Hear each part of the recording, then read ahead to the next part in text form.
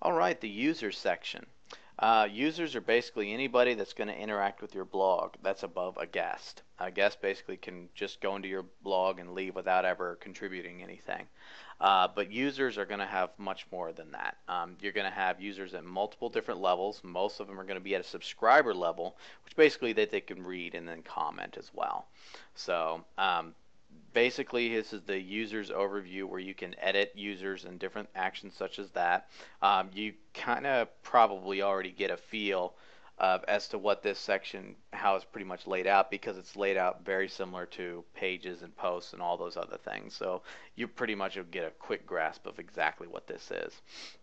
In order to add a new user, if you don't have users that can currently register themselves, which is a feature in the settings that we'll go over later, basically you can add them manually. So you can go under here under the users in the navigation, go to add new, and you can fill out all their information. So your username, their first and last, all this general stuff that you want to put in here. You also want to send the user the password by email. You can do that if you want. You can have that option in there. And down here is probably the most important part of it, and that's the role. Whenever you're adding a user, you want to be able to set the role to whatever they are going to be. There is 5 different roles available: subscriber, administrator, editor, author, and contributor. And depending on what you add depends on what they're going to be able to do. A subscriber and a contributor is only going to be able to do very, very limited things. A subscriber can only comment and read. A contributor is only going to be able to edit current posts and delete unpublished posts and very, very basic things.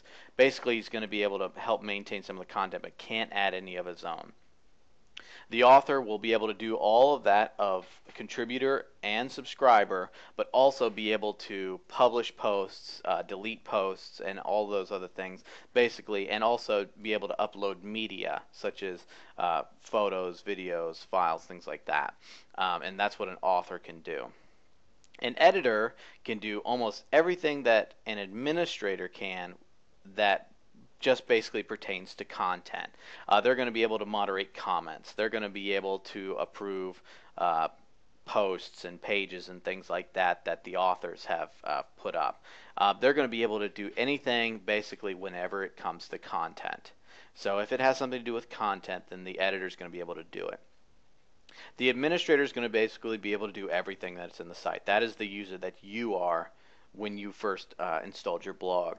You're going to be able to do everything content related plus all back-end stuff, such as being able to plugins and themes and other such maintenance type things that are within the site is going to be as of an administrator's role.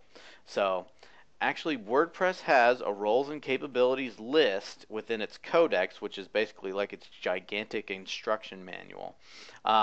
And you can find that under roles and capabilities if you search the WordPress codex. And it actually has a table for you to look at exactly what each of the users can do. And a lot of people don't really know exactly what each user can do. So this actual table is very, very useful to have. So, and you can get that actually at the link at the bottom of the screen. So, and that is pretty much what you do to add a new user. Another thing you can do is you can edit your own current profile, and that's basically very straightforward. You can do certain things such as adjust the back-end styles of it, a couple of little quirky features with the editors, your name and your contact info and your biographical info. And some themes will actually show this bio here. So this is something that you may want to add onto your actual profile. And also you can do your password change right there. And if you click profile, everything will be updated. And that pretty much does it for users. There's a couple little settings that we'll go over later for individual user settings, and that pretty much does it. So we'll go on to the next section.